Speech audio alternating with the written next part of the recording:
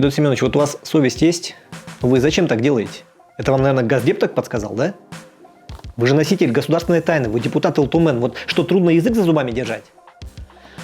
Я даже не знаю, как это комментировать. Вот вроде взрослый человек, столько лет во власти, и вдруг берет и выдает информацию архисекретного значения. А болтун, между прочим, находка для шпиона. Ну ладно, теперь-то что уже скрывать? Давайте покажите там, что этот агент Госдепа наболтал. Когда я вчера акцентировал внимание на абстрактных формулировках социальных облигаций, там тоже звучал человеческий капитал и прочие невнятные фразы. Как видим, за ними чиновникам очень удобно прятать отсутствие конкретной работы. Добивайтесь ясных слов, тогда и будут реальные дела. Вы же понимаете, что он натворил? Годами власть вырабатывала специальный суконно-канцелярский язык, которым можно нести любую околесицу, так, чтобы она при этом звучала солидно и важно. Изобретались не просто термины, а целые связки слов, за которыми нет ничего, кроме пустоты и мишуры. А все для того, чтобы можно было бесконечно рапортовать об успехах, независимо от того, есть такие успехи или их нет. Или отвечать на вопросы населения так, чтобы вопрошающий, получив ответ, ничего не понял, но усовестился за то, что у такого важного человека время отнял. Ну вот простой пример. Приходит страждущий человек к власти и говорит: «Мне денег на еду не хватает». А ему в ответ: «Правительство разрабатывает комплексное решение проблемы граждан с доходом ниже прожиточного минимума. Уже сегодня темп роста инвестиций в человеческий капитал вырос на 117% по отношению к аналоговому периоду за 2010 год в ценах 2017 года и с поправкой на инфляцию». И все. И посрамленный бедняк ушел считать свои копейки.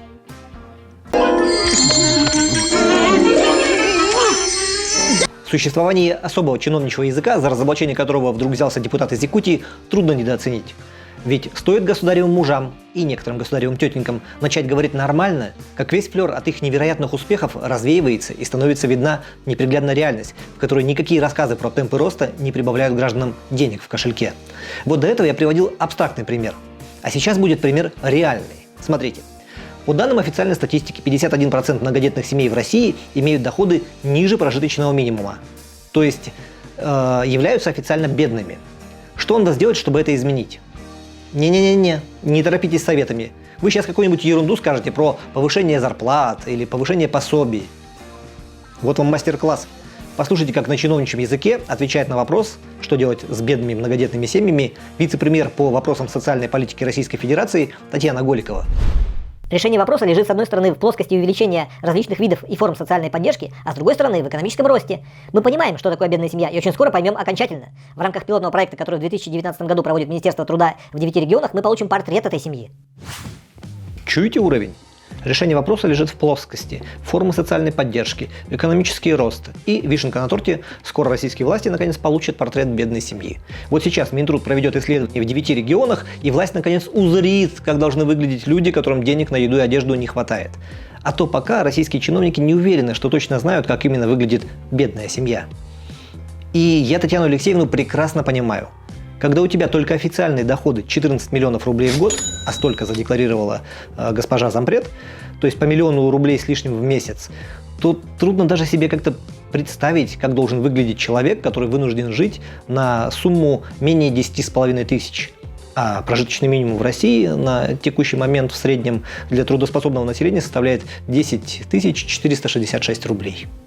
Если мы не богаты, это еще не значит, что мы... Не могу закончить. Хочу быть богатым. Богатым, как они. Простые смертные особый чиновничий язык понимают не очень хорошо, а потому государевы мужи и государевы тетеньки, устав от недопонимания, просто вынуждены собираться на специальные мероприятия, чтобы вдоволь поговорить между собой на понятной им мове об успехах и достижениях. Вот как раз на Медне одно такое мероприятие с успехом прошло в Санкт-Петербурге. Называлось ПМФ – Петербургский международный экономический форум. Председательствовал на нем лично Владимир Владимирович Путин. И туда наши чиновники из Якутии, конечно же, поехали. И поехали под руководством главы республики Айсена Сергеевича. И даже отличились, их там хвалили, но население опять подвело.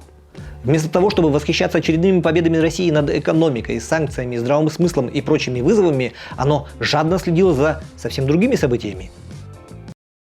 Дело журналиста «Медузы» Ивана Голунова, арестованного по обвинению в покушении на сбыт наркотиков, затмило президента России на Петербургском экономическом форуме 2019.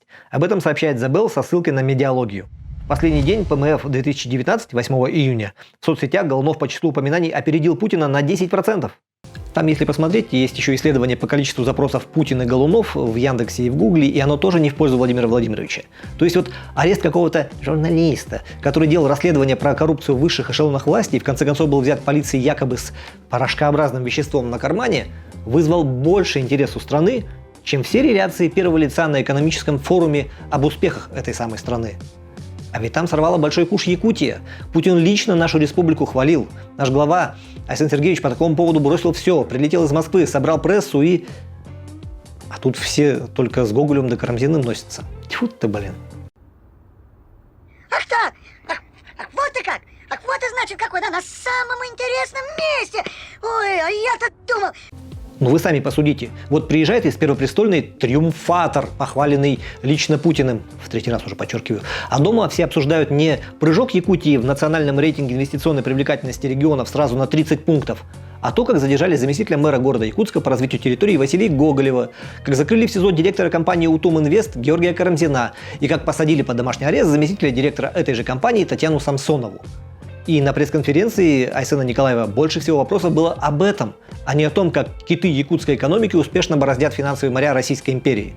В итоге пришлось Айсену Сергеевичу отдуваться и за себя, и за того парня.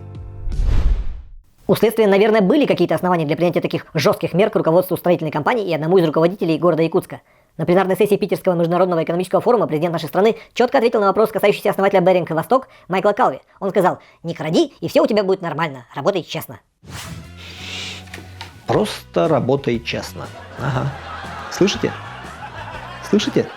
Это по всей стране смеются сейчас олигархи, долларовые и рублевые миллиардеры и сотрудники правоохранительных органов. Особенно последние, ведь правило советских времен особо не изменилось.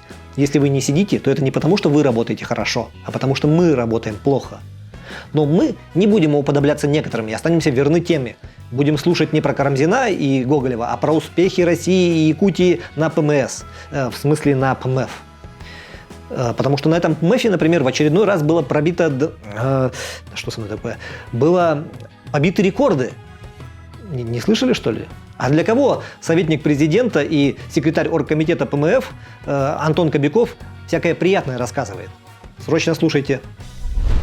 Мы побили рекорд по объему подписанных соглашений на форуме. Число подписанных соглашений, которые не являются коммерческой тайной, на сегодняшний день 650, на общую сумму 3 триллиона 100 миллиардов рублей.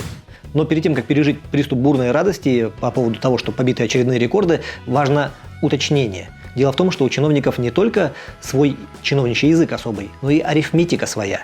И когда надо, эта арифметика может расходиться с арифметикой реальной. Вот возьмем данные последнего питерского форума, на который еще приезжали реальные европейские лидеры уровня канцлера Германии. 2013 год, 20-22 июня, 17 ПМФ. Читаем. Подписаны соглашения на сумму 9,6 триллионов рублей. 9,6 триллионов рублей. Тогда. 3,1 триллиона рублей сейчас. То есть в 3 раза меньше. Но рекорды побили именно сейчас. Кстати, если уж речь пошла про соглашение, подписанное на форуме, то Якутия ведь тоже несколько штук подписала. В том числе одно с Роскосмосом, что, как заявил Айсен Сергеевич, открывает нам путь к проекту «Якутский космонавт». То есть не только там на голову будут обломки и ракеты с космоса сыпаться, но и мы туда в ответ что-нибудь запулим. Ну, в смысле, кого-нибудь. Правда, 7 лет назад, когда Айсен Николаев как раз ушел из правительства в мэра Якутска, президент Якутии Егор Борисов уже договаривался о запуске якутского космонавта и подписывал соглашение, и об этом трубили все СМИ. В 2012 году, в июне, как раз вот в эти дни, в середине июня, приезжала специальная комиссия Роскосмоса, чтобы отобрать кандидатов в якутские космонавты. Но, увы, космос и ныне не наш. В смысле, он наш российский, но не наш якутский. Хьюстон, алло. Здравствуйте. Говорит русская космическая станция. Как, слышите меня? Я еще раз возвращаю вас к тезису. Форумы, подобные ПМФ, они не для каких-то осмысленных действий, они для общения. Для общения на специальном позитивном языке. Главный их итог не количество соглашений и не цифры, которые в эти соглашения заложены. Главный итог – взаимодействие приятных людей, уставших от негатива и проблем, которые на них снова и снова и снова и снова и снова выливает недовольное население. Вот и бывший зампред правительства, а ныне глава госкорпорации ВЭП-РФ Игорь Шувалов об этом прямым текстом говорит. Не верите мне? Послушайте авторитетного человека. Я миллиардами не люблю считать. Это было бы так залихватски. Я вам скажу, что мы здесь приняли решение на несколько миллиардов долларов, но это же форум. Понимаете, форум. С одной стороны, он хорош тем, что вы общаетесь с большим количеством людей, вы производите обновление информации, перезагружаете какие-то свои собственные программы. Это все здорово. Но когда здесь говорят, на какие триллионы люди заключили сделок, я всегда улыбаюсь. Вот, человек точно знает, о чем говорит. При нем только за время вице-премьерства 10 таких ПМФ прошло. Уж наулыбался, а результат созвучен – П, Ш и К. Но не будем перебивать позитивный настрой. Благо, что ПМФ не единственный форум. Вот прямо сейчас в Якутии готовится инвестиционный форум Западной Республики. Со следующей недели стартует 6-е российско-китайское Экспо. Затем 2-й российско-китайский форум, на который нельзя не поехать большой делегацией. Так, глядишь, до сентября дотянем. А там ВЭФ – Восточный экономический форум во Владивостоке. Главное – времяпрепроводительное и деньговытягательное мероприятие года. В общем, говорить не переговорить. Ну, в смысле, переходя на чиновничий язык, впереди много возможностей для поднятия экономики регионов Российской Федерации. Здравствуйте. Ну и сразу хочется сказать, что бла-бла-бла-бла евро, бла-бла-бла-бла доллар, бла-бла-бла-бла. Это были «Говорящие головы», меня зовут Виталий Обедин, и мы обязательно увидимся на следующей неделе, если... Чего? Ах да, у журналистов тоже же есть форумы. Буквально завтра открывается Дальневосточный медиасаммит во Владивостоке. В конце июня начнет работу Дальневосточный же медиафорум, но уже в Якутске. И до конца лета состоится возрожденный форум для молодых журналистов Якутии «Молодая пресса». Все, некогда тут трындеть, я уже бегу!